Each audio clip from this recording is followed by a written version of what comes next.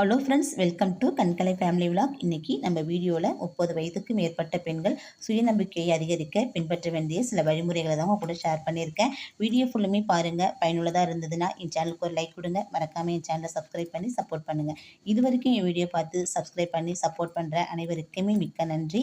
நிறைய பேர் வீடியோ பார்க்குறீங்க, ஒரு லைக் கூட போடாமல் பார்க்குறீங்க. ஏதாச்சும் ஒரு விஷயமாச்சும் உங்களுக்கு பயனுள்ளதாக இருக்குன்னு நம்புகிறேன். அப்படி நினச்சிங்கன்னா என் சேனலுக்கு ஒரு லைக் கொடுங்க. வாங்க வீடியோக்குள்ளே போகலாம். 30 வயது என்பது ஒரு பெண்ணின் வாழ்வின் மிக முக்கியமான பருவம். இந்த பருவத்தில் ஒரு பெண் தன்னை இன்னும் ஆழமாக புரிந்து கொள்ளவும், சமூக மற்றும் குடும்ப அழுத்தங்களை தாங்கி தனது தனித்துவத்தை வெளிப்படுத்த முடியும். இந்த வயசுல தாங்க 30 வயசு ஆயிடுச்சேன்னு கவலைப்படாதீங்க. இந்த வயசுலேயே நமக்கு எவ்வளோ ஒரு பக்குவமான வேலை இருக்குது, புரிஞ்சு கொள்ளக்கூடிய ஒரு மன வலிமை இருக்குன்னு பாருங்கள். இதில் நம்ம என்னென்னலாம் செய்யக்கூடாது, 30 வயசுக்கு மேற்பட்ட நம்ம எப்படிலாம் இருக்கணுங்கிறதான் சொல்லியிருக்கேன். உங்களை மற்றவங்களோட எப்போவுமே ஒப்பிட்டு பார்க்காதீங்க. சமூக வலைத்தளங்களிலோ அல்லது நிஜ வாழ்க்கையிலோ மற்ற பெண்களின் வாழ்க்கை தரத்தோடு உங்களின் வாழ்க்கை தரத்தை எப்போவுமே ஒப்பிட்டு பார்க்காதீங்க. ஒவ்வொரு கால நேரமும் உண்டு. உங்கள் வளர்ச்சி உங்கள் பாதையில் சரியாக தான் இருக்கிறது என்று முதல்ல நம்மளை நம்பணும். நமக்கு ஒரு காலம் இருக்கும். நம்ம போயிட்டுருக்க பாதை நம்ம கரெக்டான பாதையில் தான் போயிட்டுருக்கோம் அப்படிங்கிற மாதிரி நம்ம ஃபஸ்ட்டு நம்மளை நம்பணுங்க. அடுத்தது பார்த்திங்கன்னா, நோ சொல்ல பழகுங்கள். எல்லாரையும் திருப்திப்படுத்த வேண்டும் என்ற எண்ணத்தை விடுங்கள். நம்ம நினச்சோன்னா எல்லாரையுமே நம்ம திருப்திப்படுத்தணும் அப்படின்னு பார்த்தா நம்மளால் எப்போவுமே முடியாது. நம்மளை சார்ந்தவங்களை மட்டும்தான் திருப்திப்படுத்துறதுக்கு முடியும். அப்படி திருப்தி இல்லாதவங்களோட உறவு வச்சுக்கணுங்கிற அவசியம் நமக்கு கிடையாதுங்க. உங்களுக்கு விருப்பம் இல்லாத அல்லது உங்கள் நேரத்தை வீணடிக்கும் விஷயங்களுக்கு பக்குவமாக இல்லை என்று சொல்ல கற்றுக்கொள்வது உங்கள் சுயமரியாதையை உயர்த்தும். ஆமாம், நமக்கு எது பிடிச்சிருக்கோ அதுக்கு மட்டும்தான் நம்ம எதுக்குமே எஸ் சொல்லணும். நமக்கு தேவையில்லாத ஒரு விஷயத்த, விருப்பமில்லாத ஒரு விஷயத்த மற்றவங்க வற்புறுத்தி செய்ய சொல்லும்போது அதுக்கு நோ சொல்கிறது தான் நல்லது. அப்போ தான் நம்மளுடைய சுயமரியாதை அந்த இடத்துல உயர்ந்து நிற்கும். உடல் நலனில் அக்கறை. 30 வயசாகிடுச்சினாலே நமக்கு எங்கேருந்து தான் அந்த நோயெல்லாம் வருமோ தெரியாது. ஆட்டோமேட்டிக்காக அதெல்லாம் வரத்துக்கு ஆரம்பிச்சிடும். அந்த மாதிரி விஷயங்களை தவிர்க்கிறதுக்கும், அது மட்டும் இல்லாமல் நம்ம எப்போவுமே ஒரு எனர்ஜியாக வச்சுக்கிறதுக்கும் இந்த மாதிரி விஷயங்கள்லாம் கண்டிப்பாக உதவியாக இருக்குங்க. உடல் ஆரோக்கியமாக இருந்தால் தான் மனமும் தன்னம்பிக்கையும் தானாக இருக்கும். மனம் தன்னம்பிக்கை தானாகவே கொள்ளுமா உடல் ஆரோக்கியமாக இருந்தால். சீரான உணவு, சத்தான உணவுகளை உட்கொள்வதில் நம்ம கவனமாக இருக்கணும். நம்ம சமைக்கிறோம், சாப்பாடு சோறு தயிர் ஊற்றி சாப்பிட்டா போதுங்கிற மாதிரி தான் வாழ்க்கை ஓடிக்கிட்டு இருக்கு. அந்த மாதிரி இல்லாமல் சத்தான உணவுகளை நம்ம எடுத்துக்கணும். ஏன்னா எதிர்காலத்தில் பிள்ளைங்களை நம்ம நல்லபடியாக வளர்க்குறதுக்கு நம்ம நல்லா இருந்தால் தான் பிள்ளைங்களை வளர்க்குறதுக்கு முடியும். உடற்பயிற்சி, நடைப்பயிற்சி அல்லது ஜிம்மு இந்த மாதிரி விஷயங்களை நம்ம ஏதாச்சும் ஒன்றை வழக்கத்தில் வச்சுக்கணும். ஏன்னு கேட்டிங்கன்னா, நம்ம ஜிம்முக்கு போக முடியாது, நடைப்பயிற்சிக்கு லாங்கில் நம்மளால் போக முடியாதுன்னா நம்ம வீட்டுக்குள்ளேயே நம்மளை ஒரு ஏதாச்சும் உடற்பயிற்சிக்கு நம்மளை உட்படுத்திக்கணும். இல்லைனா நம்ம உடம்பு ரொம்ப சோம்பேறித்தனமாக ஆகிடும். எப்போ பார்த்தாலும் நம்ம ஒரு சோர்வாகவே இருப்போம். தொடர்ந்து கற்றல். வயது என்பது அறிவுக்கு தடையல்ல. புதிய மொழியோ, கைத்தொழிலோ அல்லது உங்கள் வேலை சார்ந்த எந்த ஒரு புதிய தொழில்நுட்பங்களையோ கற்றுக்கொண்டே இருக்க வேணுங்க. ஆமாம், படிப்பு என்பது வயது என்பது படிப்புக்கு எந்த விதத்துலேயும் ஒரு தடையே கிடையாது. நம்மளால் என்ன முடியுமோ, புக்கு படிக்கணுமோ, ஏதாச்சும் ஒன்று படிச்சுக்கிட்டே இருக்கலாம். இல்லை ஏதாச்சும் ஒன்று நம்ம கற்றுக்கலாம். ஏதாச்சும் ஒன்று நம்ம செஞ்சுக்கிட்டே இருக்கணும். நம்ம படித்த படிப்பை விட்டுட்டு செவனேன்னு வீட்டு வேலையை மட்டும் பார்த்துக்கிட்டு இருந்தோம்னா நம்ம அறிவை நம்மளே தாழ்த்திக்கிட்டு இருக்கிறதுக்கு அர்த்தம் நமக்கு வெளி உலகமே என்னன்னு தெரியாமல் போயிடுங்க. அதனால இந்த மாதிரி விஷயத்தில் நம்ம ஏதாச்சும் நம்ம படிச்சுக்கிட்டே இருக்கணும். அறிவு தரும் தெளிவு அசாத்தியமான தன்னம்பிக்கையை தரும். அறிவு எந்த அளவுக்கு நமக்கு தெளிவாக இருக்குதோ அது அசாத்தியமான தன்னம்பிக்கை நமக்கு தரும். அப்படிப்பட்ட தன்னம்பிக்கை கொடுக்கறதுக்கு ஒரே வழி நமக்கு படிப்பு. இந்த மாதிரி வேலைகளை நம்ம செஞ்சால் மட்டும்தான் நம்மளுடைய தன்னம்பிக்கையை நம்ம உயர்த்திக்க முடியும். தோற்றத்தில் கவனம் செலுத்துங்கள். அதாவது நம்ம உடை அணிகிறதுலையோ இல்லை நமக்கு பிடிச்சதமான ஒரு ட்ரெஸ்ஸு வேறு எதுவும் போடுறதுலையோ நம்மளை ரொம்ப கவனம் செலுத்திக்கணும். நம்ம பார்த்திங்கன்னா பசங்களை கிளப்பி விட்டுருவோம் ஸ்கூலுக்கு. கிளப்பி விட்டுட்டு செவனே நம்ம பாட்டில் இருப்போம். ஒரு தலை சீவ மாட்டோம், மூஞ்சி கழுவ மாட்டோம், ஒரு பொட்டு வச்சுக்க மாட்டோம். எப்போ பார்த்தாலும் ஒரு சோம்பேறித்தனமாகவோ வீட்டு வேலை அந்த மாதிரி இல்லாமல் உங்களுக்கு பிடித்தமான நமக்கு வசதிக்கு எந்த மாதிரி உடை வாங்க முடியுமோ அந்த மாதிரி ஒரு உடை வாங்கிட்டு அந்த மாதிரி அணிஞ்சு ஒரு நீட்டாக நம்ம எப்போவுமே இருந்தோம்னா நம்ம எப்போவுமே ஒரு புத்துணர்ச்சியாகவே இருப்போம். பார்க்கும்போது நம்ம அழகாகவும் நேர்த்தியாகவும் நமக்கே நம்ம ஒரு கண்ணால் நின்று பார்க்கும்போது நமக்கு நம்மளே பார்க்குறதுக்கு அழகாக இருக்கும். அந்த மாதிரி இருக்கும்போது நம்ம வந்து அந்த நாள் ஃபுல்லுமே நமக்கு ஒரு எனர்ஜியாகவே இருக்குங்க. நம்ம ஒரு சோம்பேறித்தனமாக போய் நின்று பாருங்களேன், நம்மளை பார்க்க பார்க்க தூங்கி தூங்கி வழியே நம்மளே வழிஞ்சுக்கிட்டே இருப்போங்க. அந்த மாதிரி இல்லாமல் எப்பவுமே ஒரு சுறுசுறுப்பாக இருக்கிறதுக்கு இந்த மாதிரி பழக்கங்கள் நமக்கு ரொம்ப உறுதுணையாக இருக்கும்.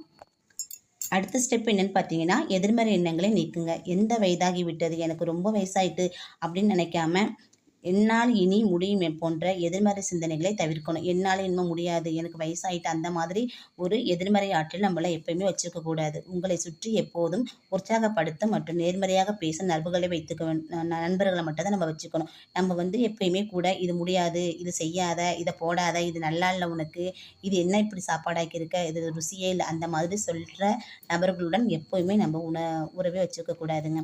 அந்த மாதிரி இல்லாத எப்பயுமே நீ சின்னதாக ஒரு தலை சீவிட்டு போனாலும் அழகாக தலை சீவிருக்க, நல்லா பொட்டு வச்சிருக்க, லட்சணமாக இருக்கிற, அந்த மாதிரி நம்மளை சொல்கிற ஒரு நண்பர்களையோ இல்லை உறவினர்களிடமே உறவு வச்சுக்குங்க.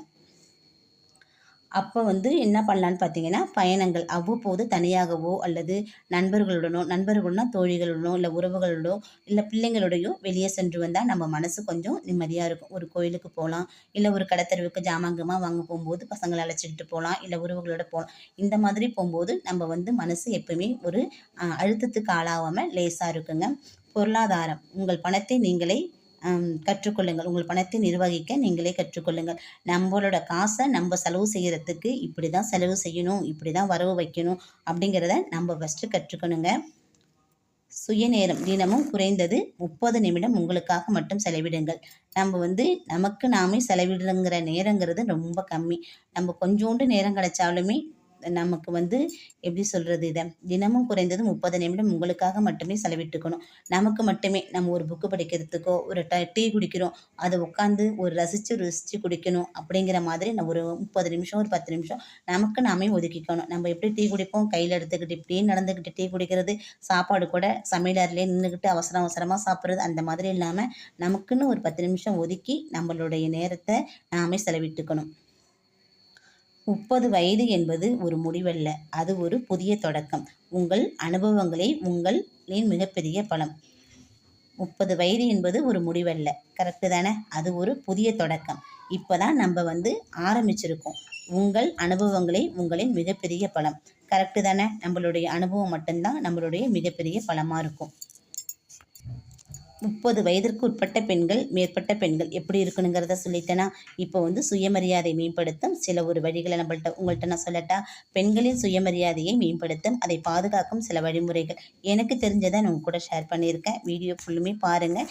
ஏதாச்சும் 1, 2 டிப்ஸ்னாலும் உங்களுக்கு பயனுள்ளதாக இருக்கும். சுயமரியாதை என்பது ஒரு பெண் தனக்கு தானே கொடுத்து கொள்ளும் மிக உயர்ந்த ஒரு அங்கீகாரம், கரெக்டுக்கு தானே? சுயமரியாதை என்பது ஒரு பெண்ணுக்கு மிக மிக உயர்ந்த ஒரு அங்கீகாரம். அந்த சுயமரியாதை இழக்கப்படும் போது நம்ம படுற ஒரு கஷ்டம், மனநிலை, அது பட்டவங்களுக்கு மட்டும்தான் தெரியும். உண்மைதானே? இது மற்றவர்கள் உங்களை எப்படி நடத்துகிறார்கள் என்பதை காட்டிலும் நீங்கள் உங்களை எப்படி நடத்துகிறீர்கள் என்பதில் தான் இருக்கிறது. மற்றவங்க நம்மளை பற்றி யோசிக்கிறத விட நம்மளை பற்றி நம்ம எப்பவுமே உயர்வாக யோசிக்கணும். நம்மளை நாமே எப்பவுமே ஒரு காலகட்டத்திலையுமே தாழ்த்தி நினச்சிடக்கூடாது. அது நம்ம சுயமரியாதையை நம்மளே கெடுத்துக்கிறதுக்கு அர்த்தம். உங்கள் மதிப்பை நீங்களே உணருங்கள். நம்மளோட மதிப்பை நம்மளே உணராவிட்டால் மற்றவங்க எப்படி உணர்வாங்க? மற்றவர்கள் உங்களை பாராட்டும் போது மட்டுமே நீங்கள் உயர்ந்தவர் என்று நினைக்காதீர்கள். உங்கள் திறமைகள், உங்கள் உழைப்பு மற்றும் உங்கள் குணங்களுக்காக உங்களை நீங்களே முதலில் நேசிக்க வேண்டும். இதற்கெல்லாம் மட்டும்தான் நம்ம நேசிக்கணும். இதெல்லாம் வந்து நம்ம கண்டிப்பாக நேசிக்கணும். அப்போ தான் நம்மளுடைய சுயமரியாதை நம்ம எப்பயுமே நம்ம வந்து மதிப்பாக இருக்கிறோங்கிறத நம்ம முதல்ல உணர முடியும். மற்றவங்க நம்மளை பாராட்டுறாங்க, இதுதான் நமக்கு சுயமரியாதை மதிப்புங்கிறத வந்து எப்பயுமே நினைக்க கூடாது. இதெல்லாம் தான் நம்மளுடைய சுயமரியாதையை குறிக்கும். உங்கள் மதிப்பை அடுத்தவர் தீர்மானிக்க அனுமதிக்காதீர்கள். ஆமாம், நம்மளோட மதிப்பை நம்ம மட்டும்தான் மதிப்பிடணும். நம்ம இதுக்கு தங்கத்துக்கு நிகரானவங்க, வைரத்துக்கு நிகரானவங்கன்னு நம்மளை நாம தாங்க மதிப்பிடணும். மற்றவர்கள் வந்து மட்டமாக நம்மளை மதிப்பிடுற அளவுக்கு அவங்கள்ட்ட சகவாசம் நம்ம வச்சுக்க கூடாது. எல்லையை வகுத்து கொள்ளுங்கள். சுயமரியாதை உள்ள ஒரு பெண் மற்றவர்கள் தன்னுடன் எப்படி பழக வேண்டும் என்ற எல்லையை தெளிவாக வைத்திருப்பார். சுயமரியாதை உறவு உள்ளவங்க பார்த்தீங்கன்னா எப்பயுமே யார்கிட்டையுமே ஒரு படித்தவங்க வச்சு அனாவசியமாக பேச மாட்டாங்க, அனாவசியமான வார்த்தைகளை வெளியிட மாட்டாங்க. நமக்குன்னு ஒரு மரியாதையான ஆள்கிட்ட தான் பேசுவாங்க. மரியாதை தாழ்ந்த இடத்துல நம்ம எதுவுமே வச்சுக்க மாட்டோம். உங்கள் தனிப்பட்ட விஷயத்தில் மற்றவர்கள் தலையிடுவதை தடுக்க வேண்டும். சுயமரியாதை என்பது நம்மளுடைய தனிப்பட்ட ஒரு விஷயம். அந்த விஷயத்துல 3வது மனுஷன் வந்து நம்ம விஷயத்துல தலையிட்டு ஒரு பஞ்சாயத்து பேசுறாங்கன்னா, மற்றவர்கள் நம்ம விஷயத்துல தலையிட்டு பேசுறத அதுக்கு அனுமதிக்கவே கூடாது. அந்த மாதிரி நேரத்துல தான் நம்மளோட சுயமரியாதையை நம்ம இழக்கிற மாதிரி ஆயிடும். மரியாதையற்ற பேச்சுகளை ஆரம்பத்திலே சுட்டிக்காட்டுதல். நம்ம ஒருத்தவங்கள்ட்ட பேசுறோம், போறோம், வரோன்னா அவங்க வந்து நம்மள ஒரு மரியாதை இல்லாம ஒரு பேச்சு நம்மள்ட்ட பேசுறாங்கன்னா, இது வந்து சரியில்ல. உங்களுடைய பேச்சு எனக்கு சரியில்லை அப்படின்னு சொல்லிட்டு நம்ம சொல்லிடணும். வார்த்தைகளை கவனமாக பேசுங்க அப்படின்னு நம்ம வந்து சுட்டி காட்டிடணுங்க. இல்லைன்னா அந்த இடத்துலையும் நம்ம சுயமரியாதை இழக்கப்படும். உங்கள் கொள்கைகளுக்கு மாறான விஷயங்களை செய்ய மறுங்க. நம்ம எப்போவுமே நம்ம ஒரு விஷயம் நமக்கு இதுதான் பிடிக்கும் அப்படிங்கிற மாதிரி செஞ்சோம்னா, அந்த விஷயத்தில் தலையிட்டு இதை செய்யாதன்னு சொல்கிற அளவுக்கு நீங்கள் வந்து செய்யாதன்னு சொல்லிட்டு தவறான ஒரு செயலை செய்ய நம்மளை தூண்டுறதுக்கு எப்போதுமே நீங்கள் அனுமதிக்காதீங்க. அதுவுமே நம்மளுடைய சுயமரியாதை இழக்கக்கூடிய ஒரு விஷயந்தாங்க. மற்றவர்களை சார்ந்திருப்பதை தவிர்க்க வேணும். பொருளாதார ரீதியாகவும் உணர்வு ரீதியாகவும் தற்சார்பு கொண்டிருப்பது சுயமரியாதையை அதிகரிக்கும். அதாவது எப்பயுமே ஒரு பொருளாதார ரீதியாகவும் இருந்தாலும் சரி, நம்ம பண ரீதியாகவும் சரி, நம்ம மற்றவங்கள சார்ந்திருந்தோன்னா அது நம்ம சுயமரியாதையை இழக்கும். கண்டிப்பாக நம்மளுக்கு ஒரு ₹100 காசு வேணும்னாலும் நம்மளோட தேவைக்கு அவங்கள்ட்ட போய் கை நீட்டி கேட்டோம்னா அது நமக்கு கிடைக்காது. அந்த இடத்துல நம்ம கண்டிப்பா அவமதிக்கப்படுவோம். இதையே நம்ம வந்து சம்பாரிச்சு நம்ம கையில ₹10 வச்சிருந்தோம்னா, நம்மளோட இஷ்டத்துக்கு நமக்கு தேவையானதை நம்மளால வாங்கிக்கிறதுக்கு முடியும். உங்களால் உங்கள் தேவைகளை பூர்த்தி செய்ய முடியும் என்ற எண்ணம் வரும்போது, அனாவசியம் அசிங்கங்களுக்கும் சமரசங்களுக்கும் நீங்கள் ஆளாக மாட்டீர்கள். உங்களால் உங்கள் தேவைகளை அதாவது நம்ம சம்பாரித்து நம்ம கையில் ₹10 காசு இருக்குங்கிற ஒரு முடிவு நம்ம வச்சுருந்தோம்னா நம்மளுடைய தேவைகளை நம்மளே பூர்த்தி செஞ்சுக்க முடியும். அப்படிங்கிற ஒரு பட்சத்தில் நம்ம யாருடைய பேச்சு ஏச்சுக்கும் நம்ம ஆளாக வேண்டிய அவசியம் கிடையாது. தேவையில்லாத வார்த்தைகளுக்கும் அசிங்கங்களுக்கும் நம்ம வந்து ஆளாக வேண்டிய அவசியம் இருக்காது. நம்மளுடைய சுயமரியாதை இழக்க வேண்டிய அவசியமும் இருக்காதுங்க. தவறு செய்யும் போது மன்னிப்பு கேளுங்கள், ஆனால் தன் தவறுக்கு பொறுப்பேற்பது கண்ணியம். தவறு செய்யும்போது மன்னிப்பு கேளுங்கள், ஆனால் நம்ம தப்பு தான் செஞ்சுருக்கோம் அப்படிங்கிற பட்சத்தில் நம்ம தப்புக்கு நம்ம மன்னிப்பு கேட்கறதுல பொறுப்பேற்கிறதுல தப்பே கிடையாது. ஆனால் தவறு செய்யாத போது அல்லது மற்றவர்களை படுத்தணும் அப்படிங்கிற எண்ணத்தில் அடிக்கடி சாரி சொல்வது இல்லை மன்னிப்பு கேட்பது இதெல்லாம் நம்மளை வந்து பலவீனமாக கருதப்படும். நம்மளுடைய சுயமரியாதையும் குறைக்குங்க. இந்த விஷயத்தையெல்லாம் கவனமாக வச்சுக்குங்க. சுயமரியாதையில தற்காத்துக் கொள்வது மிகவும் அவசியங்க. அது என்னென்னு பார்க்கலாமா? உடனடியாக பதிலடி கொடுங்கள். தேவைப்பட்டால் யாராவது உங்களை மட்டமாக பேசினாலோ அல்லது கேலி செய்தாலோ அதை சிரித்து கொண்டே கண்டிப்பாக கடந்து செல்லாதீங்க. அதுக்கான பதிலடியை கரெக்டாக கொடுத்துருங்க. நீங்கள் பேசுவது எனக்கு மரியாதை குறைவாக தெரிகிறது, தயவு செய்து வார்த்தைகளை கவனியுங்கள் என்று அமைதியாகவும் உறுதியாகவும் சொல்லிடுங்க. நம்ம அந்த இடத்துல வந்து கத்தி பேசக்கூடாது. நீங்கள் பேசுறது எனக்கு மரியாதை குறைவாக இருக்கிறது, தயவு செய்து வார்த்தைகளை வந்து கவனிங்க, அமைதியாக பேசுங்க அப்படின்னு சொல்லிட்டு தெளிவாக உறக்கமாக நம்ம அமைதியாக சொல்லிட்டு வெளியேறணும். இல்லைன்னா நம்மளுடைய சுயமரியாதையை அங்கே இழக்க நேரிடும். 2வது நம்ம வந்து கத்தி பேசினோம்னா நம்ம என்ன சொல்கிறோங்கிறது அவங்களுக்கு புரியாது. சில நேரங்களில் பதில் சொல்லாமலே அவர்களை உற்று பார்ப்பது அவர்களை செய்த தவறை அவருக்கே உணர வைக்கும். இதுவும் கரெக்டான விடைதாங்க. நம்ம ஒரு சில நேரத்தில் நம்ம அவங்க தப்பு செஞ்சுட்டாங்க அப்படிங்கிற சமயத்தில் நம்ம சத்தம் போட்டு பதில் சொல்லாமல் நம்ம அமைதியாக கடந்து வந்துட்டாலே அந்த அமைதியே அவங்கள ஆயுசுக்கும் கொள்ளும்.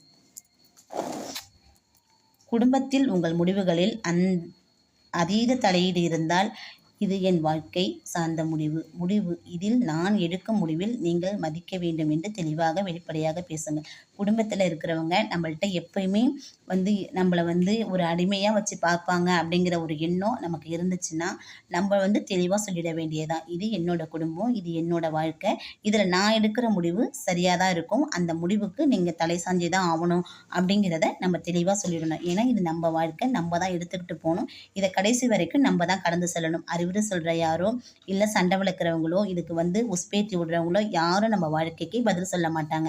அதனால நம்ம எடுக்கிற முடிவு சரிதான்னு நமக்கு தெரிஞ்சா அதை கரெக்டாக சொல்லிடணும். இல்லைன்னா நம்மளோட சுயமரியாதையை இழந்து அந்த இடத்துல நம்ம கடைசி வரைக்கும் வசிக்க வேண்டிய ஒரு சூழ்நிலை நமக்கு இருக்குங்க.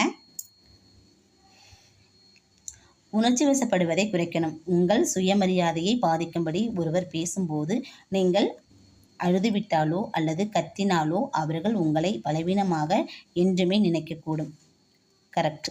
இது எப்பயுமே நம்ம இது அமைதியாக இருக்கணும். நம்ம உணர்ச்சி வசப்பட்டு அவங்க பேசும்போது பதிலடி நம்ம கொடுக்கக்கூடாது. எப்பயுமே அமைதியாக இருந்துடணும். நீங்கள் அந்த இடத்துல எக்காரணத்தை கொண்டு நம்ம கண்ணீரை விடக்கூடாது. நம்ம என்ன போனாலும் சரி, தனியாக ரூமில் படுத்து அழுதாலும் அழுவலாமே தவிர அவங்களுக்கு நேராக மட்டும் நம்ம அழுதுடக்கூடாது. ஏன்னா அது நம்ம பலவீனத்தை அவங்களுக்கு நம்மளே வெளிப்படையாக காட்டுறதுக்கு சமம். நீங்கள் நிதானமாக இருக்கும்போதும் பேசும்போதும் வார்த்தைகள் அதிக வலிமை கொண்டதாக இருக்கும்.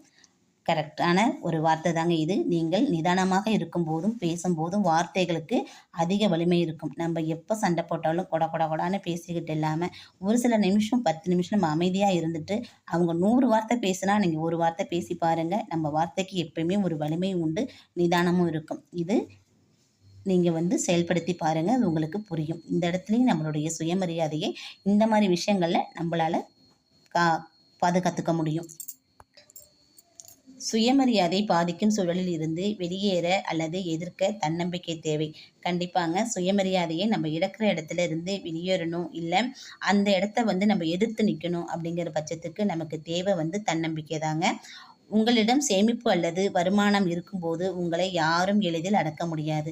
நம்மள்ட்ட நம்ம சம்பாதிக்கிற பணத்தை சேமித்து வச்சுருந்தாலோ இல்லை நம்ம படித்த படிப்புக்கு தகுந்த மாதிரி நம்ம வருமானத்தை நம்ம பெருக்கி வச்சுருந்தாலோ நம்மளை யாருமே கையாள முடியாது. நம்மளை நம்ம மட்டும்தாங்க கையாள முடியும்.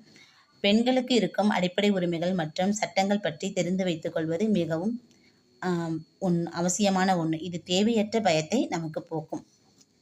நச்சுத்தன்மை கொண்ட உறவுகளை தவிர்க்க வேண்டும். நச்சுத்தன்மை கொண்ட உறவுகள்னால் எதை சொல்கிறேன்னா, நம்ம என்ன செஞ்சாலும் எப்போதுமே நம்மளை குறை சொல்லிக்கிட்டே இருக்கிறது. இது நல்லா இல்லை, இது தப்பு, இது கெட்டது, இது பண்ணாத, இது செய்யாத, போவாத, அந்த மாதிரி சொல்கிற உறவுகளாக இருந்தாலும் சரி, நண்பர்களாக இருந்தாலும் சரி, அவர்களை விட்டு விலகியே இருப்பது மிகவும் நம்மளுடைய சுயமரியாதைக்கு ரொம்ப நல்லது. எச்சரிக்கையாக இருக்க வேண்டிய விஷயங்கள் என்னென்னா, நம்ம சுயமரியாதை இழக்கிறோமா இல்லையான்னு இந்தந்த விஷயங்களை வச்சு நம்மளால் கவனிக்க முடியும். நீங்கள் தெரியாதவங்க தெரிஞ்சுக்குங்க. உங்கள் கருத்துக்கள் தொடர்ந்து புறக்கணிக்கப்படும் போது, நம்ம ஒரு வீட்டில் இருக்கிறோம், நம்ம ஒரு கருத்தை நல்ல கருத்தை எடுத்து சொல்கிறோம், இந்த இது கரெக்டு, இது இப்படி செஞ்சால் நல்லாயிருக்கும் அப்படிங்கிற பட்சத்தில் நம்மளோட செய்தியே காது கொடுத்தே கேட்காம அப்படியே அமைதியாக அவங்க இருக்கும்போது நம்மளுடைய கருத்துக்கள் அங்கே புறக்கணிக்கப்படுறதுக்கு சமம். அப்போ நம்ம சுயமரியாதையை அங்கே இழக்கிறோங்கிறத நம்ம தெரிஞ்சுக்கணும். மற்றவர்கள் முன் நீங்கள் அவமானப்படுத்தப்படும் போது, நம்ம ஒரு கூட்டு குடும்பத்தில் இருக்கிறோம், ஒருத்தவங்க நம்மளை ஏதோ ஒரு தவறான விஷயத்துக்கு நம்ம தப்பு செய்யாத போது நம்மளை பேசுகிறாங்கன்னா, அதை நம்ம அந்த இடத்துல அவமானப்படுத்தும் போது நம்மளை சார்ந்த ஒருத்தவங்க நம்மளை இது அவங்க அப்படி செஞ்சுருக்க மாட்டாங்க, இவங்க கரெக்டானவங்க அப்படின்னு நம்மளுக்கு யாரும் ஒருத்தவங்க சப்போர்ட் பண்ணலன்னா அந்த இடத்துல நம்ம அவமதிக்கப்படும் போது நம்ம சுயமரியாதையை இழக்கிறதுக்கு சமம். அந்த இடத்த விட்டு நம்ம வெளியேறது ரொம்பவும் நல்லது. உங்கள் வளர்ச்சிக்கு தடையாக இருப்பவர்கள், முக்கியமாக இதுதான் நம்ம சுயமரியாதையை கெடுக்கக்கூடிய இம்பார்ட்டன்ட். நம்மளுடைய வளர்ச்சிக்கு தடையாக இருப்பது எதுன்னு பார்த்தீங்கன்னா அன்பு. அன்பு என்ற பெயரில் உங்களை கட்டுப்படுத்த முயலும் போது, நம்ம வேலைக்கு போகிறோம் அப்படின்னு சொன்னால், இல்லை நீ வீட்டிலே இரு, பசங்களை பார்த்துக்கணும் அப்படின்னு சொல்லி அதிகாரமாக சொல்லாமல் அன்பாலேயே நம்மளை சொல்லி நம்மளை அடிமையாக வீட்டில் வச்சுக்கிட்டே இருக்கிறது, இதுக்கும் நம்மளுடைய சுயமரியாதை இழக்கிறதுக்கும் நிறைய தொடர்பு உண்டு. இந்த மாதிரி விஷயத்திலையும் நம்ம எச்சரிக்கையாக இருக்கணுங்க. இறுதியாக ஒன்று சொல்கிறேன். உங்களுக்கான ஒரு வரி. உங்களை நீங்களே கைவிடாதவரை யாராலும் உங்கள் சுயமரியாதையை தவிர்க்க முடியாது. இன்னொருத்தர சொல்கிறேன். உங்களை நீங்களே கைவிடாதவரை யாராலும் உங்கள் சுயமரியாதையை தவிர்க்க முடியாது. கரெக்டு தானே? கரெக்டாக இருந்தால் என் சேனலுக்கு ஒரு லைக் கொடுங்க. வாங்க இன்றைக்கான சேமிப்பு பார்த்துடலாம். 1 மந்த் சேவிங் மெத்தட் தாங்க சொல்லியிருக்கேன். ரொம்ப சிம்பிளாக சொல்லியிருக்கேன். ஒரு நாளைக்கு 25, 50, 75, 25 ரூபாயா கூடுதலாக எடுத்து வைக்க போகிறோம். 5 நாளைக்கு ஒரு முறை தான் எடுத்து வைக்க போகிறோம். கடைசியாக 125 ரூபா எடுத்து வைப்போம். இதே 10 நாளைக்கு நம்ம எடுத்து வச்சோம்னாக்கா 5 நாளைக்கு எடுத்து வச்சா 375 ரூபா, 10 நாளைக்கு எடுத்து வச்சோம்னா 750 ரூபா. இதே ஒரு மாதத்துக்கு நம்ம கணக்கு பண்ணோம்னா 2250 ரூபா. இதை ஒரு மாதம் சேவிங்காக நம்ம கால்குலேஷன் பண்ணோம்னா 20 கால்குலேஷன் பண்ணோம்னா 2250 ரூபா. இதே 12 மாதத்துக்கு நம்ம கால்குலேஷன் பண்ணோம்னா 2250 × 12 27,000 ரூபா. 5 வருஷத்துக்கு கால்குலேஷன் பண்ணோம்னா 1,35,000 ரூபா. நான் எப்பயும் சொல்கிற மாதிரி தான் இந்த சின்ன சின்ன அமௌண்ட்டை நம்ம கையிலே காசு வச்சில்லாமல் ஆர்டிலேயோ பேங்க்லேயோ கோல்டுலேயோ எதுலேயோ கொண்டு நம்ம இன்வெஸ்ட்மெண்ட் பண்ணிட்டோம்னா இந்த பணம் நமக்கு பெருகிக்கிட்டே இருக்கும். நமக்கு எப்பவுமே வட்டி கூட்டு வட்டியாக கிடைச்சிக்கிட்டே இருக்குங்க. அதனால் சேமிக்கிற காசை எப்பவுமே வீட்டில் வைக்காமல் ஆர்டியில் போட்டு வைங்க. பணம் நமக்கு பெருகிக்கிட்டே இருக்கும். 5 வருஷம் கழிச்சு 1,35,000 ரூபாய் நமக்கு முதலை சேர்க்கும். இந்த முதலுடன் சேர்த்து இன்ட்ரெஸ்ட்னு பார்த்தீங்கன்னா நான் தோராயன வட்டியாக போட்டிருக்கேன். 1,50,000 ரூபாய் வரைக்கும் நமக்கு கிடைக்கிறதுக்கு வாய்ப்பு உண்டு. 1,50,000 ரூபாய்னா ஈஸியாக யார் தருவா நமக்கு? சில்லறையாக இந்த மாதிரி எடுத்து வச்சு நீங்களும் சேமிக்க பழகுங்க. எந்த மாதிரி சேமிப்பு வீடியோ உங்களுக்கு பிடிச்சிருக்குன்னு சொல்லிட்டு என்னோட கமெண்ட் பாக்ஸில் கமெண்ட் பண்ணுங்கள். இது வரைக்கும் என் வீடியோ பார்த்ததுக்கு மிக்க நன்றி. நான் சொன்ன டிப்ஸில் ஏதாச்சும் ஒன்றாச்சும் உங்களுக்கு பயனுள்ளதாக இருக்குன்னு நம்புகிறேன். பயனுள்ளதாக இருக்குன்னு நினச்சிங்கன்னா என் சேனலுக்கு ஒரு லைக் கொடுங்க. மறக்காமல் என்னோட சேனலை சப்ஸ்கிரைப் பண்ணி சப்போர்ட் பண்ணுங்கள். இது வரைக்கும் என் வீடியோ பார்த்ததுக்கு மிக்க நன்றி.